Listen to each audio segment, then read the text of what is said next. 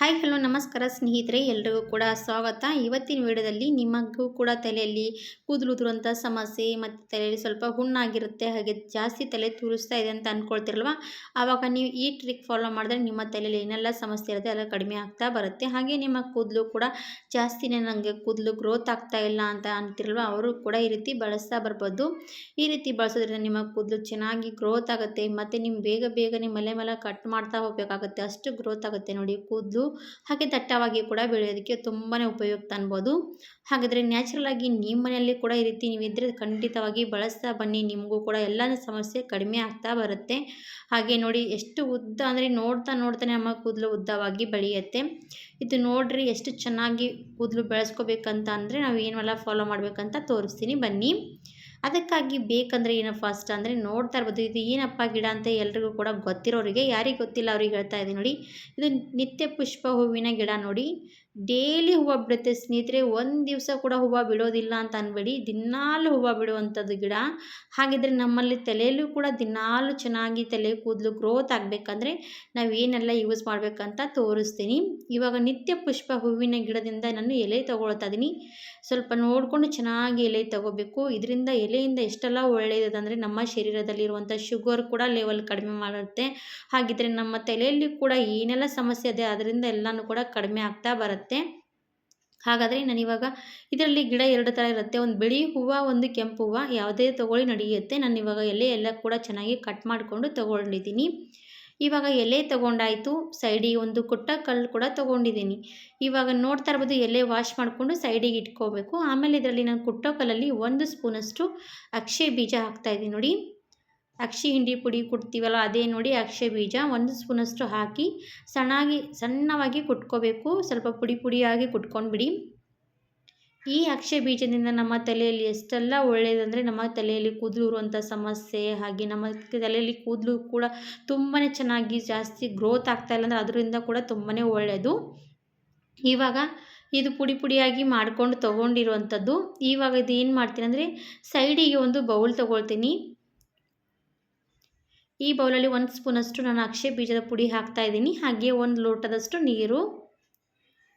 ಇವಾಗ 1 ಲೋಟದಷ್ಟು ನೀರು ಹಾಕ್ಕೊಂಡಿದ್ದಾಯಿತು. ಇವಾಗ ಏನು ಮಾಡ್ತೀರಿ ಅಂದರೆ ನೋಡ್ತಾ ಇರ್ಬೋದು, ನಿತ್ಯ ಪುಷ್ಪ ಹೂವಿನ ಗಿಡ ಇದೆಯಲ್ಲ ಅದರಿಂದ ಎಲೆ ತೊಗೊಂಡಿದ್ದೀನಲ್ಲ ಅದು ಎಲೆ ಹಾಕ್ತಾಯಿದ್ದೀನಿ. ಈ ಎಲೆಯಲ್ಲಿ ಜಾಸ್ತಿನೇ ಕಹಿ ಅಂಶ ಇರುತ್ತೆ ಸ್ನೇಹಿತರೆ, ಮತ್ತು ಸ್ಮೆಲ್ ಕೂಡ ತುಂಬಾ ಇರುತ್ತೆ. ಇದರಿಂದ ನಮ್ಮ ತಲೆಯಲ್ಲಿರುವಂಥ ಹೊಟ್ಟಿನ ಸಮಸ್ಯೆ, ಹುಣ್ಣಾಗಿರುವಂಥದ್ದು ಎಲ್ಲ ಕೂಡ ಕಡಿಮೆ ಆಗ್ತಾ ಬರುತ್ತೆ. ಖಂಡಿತವಾಗಿ ಈ ಥರ ನೀವು ಏನಾದರೂ ನಿಮ್ಮ ತಲೆಯಲ್ಲಿ ಹೊಟ್ಟು ಜಾಸ್ತಿನೇ ತುರಿಸ್ತಾ ಇರುವಂಥದ್ದು ಏನಾರ ಇದ್ದರೆ ಈ ರೀತಿ ಎಲೆ ಬಳಸಿ ನೋಡಿ, ನಿಮ್ಮ ತಲೆಯಲ್ಲಿ ಏನೆಲ್ಲ ಸಮಸ್ಯೆ ಎಲ್ಲ ಕೂಡ ಕಡಿಮೆ ಆಗ್ತಾ ಬರುತ್ತೆ.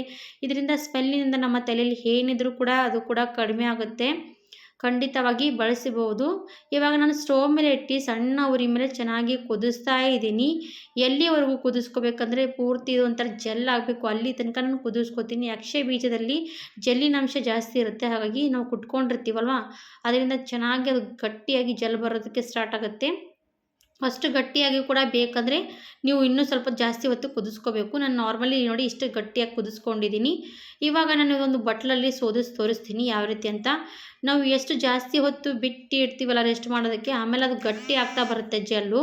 ಹಾಗಾಗಿ ನೋಡಿಕೊಂಡು ನೀವು ಎಷ್ಟು ಗಟ್ಟಿ ಬೇಕಂತ ನೋಡಿಕೊಂಡು ನೀವು ಚೆನ್ನಾಗಿ ಕುದಿಸ್ಕೋಬೇಕು. ಇವಾಗ ನೋಡಿ ಎಷ್ಟು ಗಟ್ಟಿಯಾಗಿರುವಂಥದ್ದು. ಇವಾಗ ಸೋದಿಸ್ಕೊಂಡು ತೊಗೊಳ್ತಾ ಇರುವಂಥ ಜೆಲ್ಲು ಈ ಥರ ಒಂದು ಬೌಲಲ್ಲಿ ಸೋದಿಸ್ಕೊಂಡು ತೊಗೋಬೇಕು. ಇವಾಗ ಇದೆಲ್ಲ ಕೂಡ ನಾನು ಸೋದಿಸ್ಕೊಂಡು ತೊಗೊಳ್ತಾ ಇರೋಂಥದ್ದು ಜೆಲ್ಲು.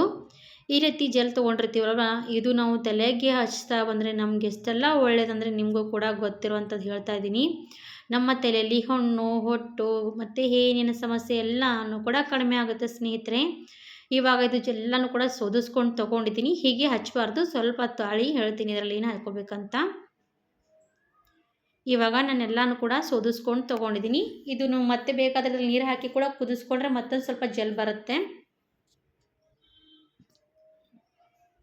ಇವಾಗ ಸಾಕಾಯಿತು, ನಾನು ಚೆನ್ನಾಗಿ ಇಷ್ಟು ಬಂದಿರೋದು ನೋಡಿ. ನಮ್ಗೆ ಯಾವಾಗ ಎಷ್ಟು ಬೇಕಾಗುತ್ತೆ ಅಷ್ಟು ಮಾಡಿಕೊಂಡ್ರೆ ಸಾಕಾಗುತ್ತೆ. ಇವಾಗ ಇಷ್ಟು ಜೆಲ್ ಬಂದಿರೋದಲ್ವ, ಈ ಜೆಲ್ಲಿನಲ್ಲಿ ನಾವು ಏನು ಸೇರಿಸ್ಕೊಂಡು ಹಚ್ಕೋಬೇಕು ತಲೆಗೆ ಅಂತ ಹೇಳ್ತೀನಿ ನಿಮಗೂ ಕೂಡ. ನಾವು ಈ ಜೆಲ್ ಹಾಗೆ ಸ್ವಲ್ಪ ಬಿಸಿ ಇರುವಾಗ ಹಚ್ಚಬಾರ್ದು, ಸ್ವಲ್ಪ ಹೊತ್ತು ತಣ್ಣಗಾಗೋದಕ್ಕೆ ಬಿಡಿ. ಒಂದು 5 ನಿಮಿಷದವರೆಗೂ ತಣ್ಣಗಾಗೋದಕ್ಕೆ ಬಿಡಬೇಕು. ಆಮೇಲೆ ಇದಕ್ಕೆ ನಾನು ಅಲೋವೆರಾ ಜೆಲ್ ಹಾಕ್ತಾಯಿದ್ದೀನಿ ನೋಡಿ. 1 ಸ್ಪೂನಷ್ಟು ಅಲೋವೆರಾ ಜೆಲ್ಲು ಕೂಡ ನಮ್ಮ ತಲೆಗೂ ಒಳ್ಳೆಯದು ಅನ್ಬೋದು. ಇವಾಗ ಇದು ನೋಡಿ ಅಲೋವೆರಾ ಜೆಲ್ ಹಾಕ್ತಾ ಇದ್ದೀನಿ. 1 ಸ್ಪೂನಷ್ಟು ಸ್ವಲ್ಪ ಕಡಿಮೆನೇ, ನಾನು ಸ್ವಲ್ಪನೇ ಹಾಕಿದ್ದೀನಿ ಅಲೋವೆರಾ ಜೆಲ್, ನೋಡಿಕೊಂಡು ಹಾಕ್ಕೊಳ್ಳಿ ಕಡಿಮೆ ಜಾಸ್ತಿ. ಇವಾಗ ಅಲೋವೆರಾ ಜೆಲ್ ಹಾಕಿ ಚೆನ್ನಾಗಿ ಮಿಕ್ಸ್ ಮಾಡ್ಕೊಂಡ್ಬಿಡಿ. ಈ ರೀತಿ ಮಿಕ್ಸ್ ಮಾಡ್ಕೊಂಡಾದ್ಮೇಲೆ ನಾವು ಏನು ಮಾಡಬೇಕಂದ್ರೆ ತಲೆಗೆ ಹಚ್ತಾ ಬಂದರೆ ನಿಮ್ಮ ತಲೆಯಲ್ಲಿ ಏನೇ ಸಮಸ್ಯೆ ಇದ್ದರೂ ಕೂಡ ಕಡಿಮೆ ಆಗುತ್ತೆ.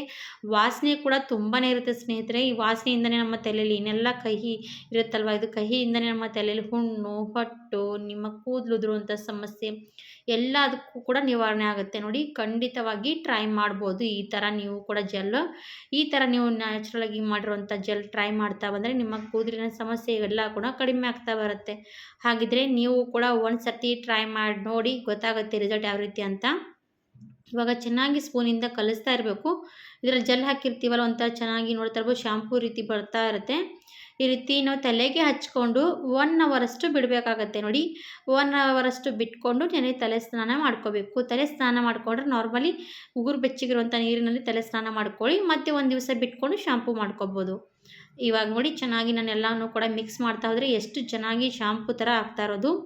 ಈ ಥರ ಆದಮೇಲೆ ನಾವು ತಲೆಗೆ ಯಾವ ರೀತಿ ಹಚ್ಕೊಳ್ತೀರಲ್ಲ ಅಷ್ಟೆಲ್ಲ ಬುಡಕ್ಕೆ ಹಚ್ಕೋಬೇಕು. ಚೆನ್ನಾಗಿ ಬುಡದಿಂದ ಉದ್ದಕ್ಕೆ ಒಳಗೆ ಎಲ್ಲ ತಲೆಗೆಲ್ಲ ಹಚ್ಕೊಳ್ತೀವಲ್ಲ, ಅವಾಗ ನಮ್ಮ ತಲೆಯಲ್ಲಿ ಏನೆಲ್ಲ ಇರುವಂಥದ್ದೆಲ್ಲ ಕಡಿಮೆ ಆಗ್ತಾ ಬರುತ್ತೆ.